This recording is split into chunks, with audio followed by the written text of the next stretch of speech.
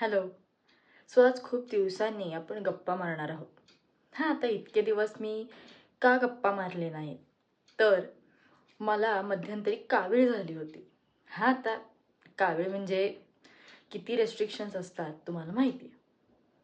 तर मुख्य मुद्दा असा की सध्या खूप पाऊस पडतो, म्हणजे ढग फुटीसारखा वेड्यासारखा पाऊस पडतो, म्हणजे कोल्हापुरात तरी. बाकीचं मला माहिती नाही.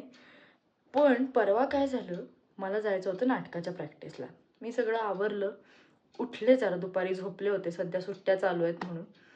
आणि उठल्यानंतर आवरून छान मस्तपैकी जरा काहीतरी खाल्लं पिल्लं आणि तिकडनं म्हटलं की आपण मस्तपैकी नाटकाच्या आता प्रॅक्टिसला जाऊया.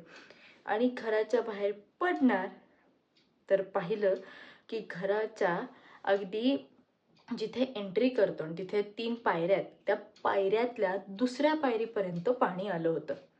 म्हणजे ते वर एकच पायरी सोडलं असतं तर ते घराच्या आत आलं असतं, इतकं पाणी आलं होतं.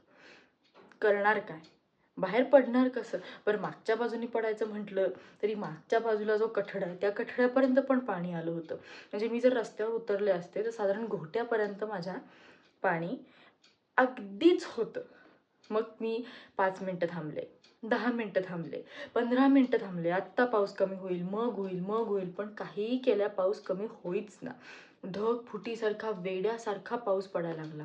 आणि साधारण ही घटना म्हणजे वेळ साधारण अशी आहे की 5:30 पावणे 6च्या दरम्यान मी जात होते आणि पाऊस कमी झाला आणि पाणी ओसरायची वेळ 7:30च्या दरम्यानची आली.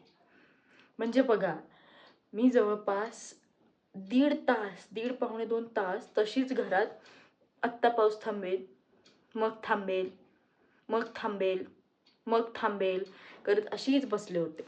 काय करायचं म्हणून सगळं इंटरनेट पालथं घालून झालं, काही पुस्तकं वाचून झाली, खादाडी करून झाली, लोळून झालं, काहीही नाही, काही नाही. बरं, आता निकाल लागणार होता म्हणून मध्यंतरी निकालाची मी वाट पाहत होते, तोही लागला नव्हता. मग पुन्हा कटलं तरी नाटक बघ, काहीतरी कर, असं टाइमपास करत 1.5 तास चाललं होतं.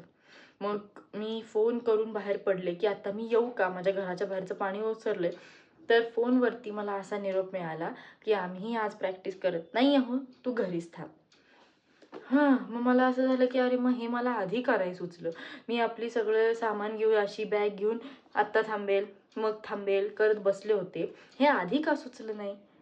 मग मी म्हटलं ठीक आहे, चला आता जरा चक्कर मारायला म्हणून बाहेर पडा, कारण दिवसभर घरी बसलेले असते सुट्टीमुळे, करणार काय म्हणून बाहेर जायला गेले तरी पाणी ओसरतच होतं. आणि पाऊस इतका कंटिन्यू होता की बाहेरच्या पोर्चमध्ये हा भला मोठा चिखल झाला होता. काही करायलाच पर्याय नाही. मग शेवटी नाईलाज असतो, मला घरीच थांबावं लागलं.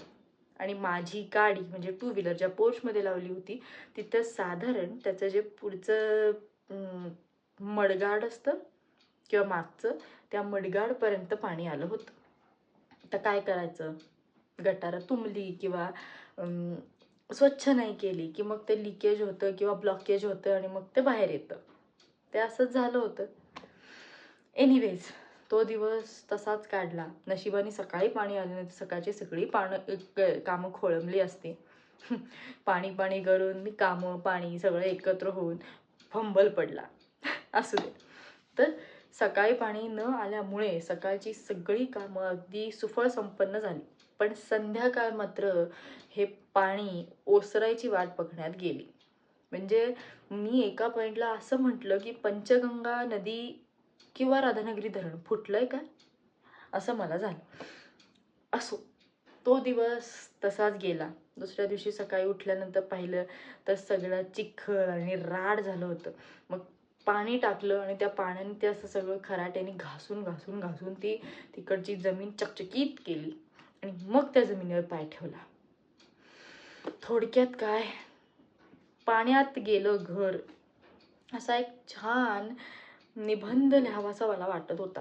पण त्यावेळी काही करायचीच इच्छा नव्हती, कारण प्रॅक्टिस या एकाच विचाराने डोकं इतकं भणभणलं होतं की विचारूच नका. एनिवेज, तुमच्या इथे, तुमच्या घरी किंवा कधी असं पाणी आलंय का, किंवा पूर येण्याआधी अशी काही पूरजन्य परिस्थिती झाली आहे का आणि तुमची कुठली कामं खोळंबली आहेत का हे मला सांगा. Okay, bye bye.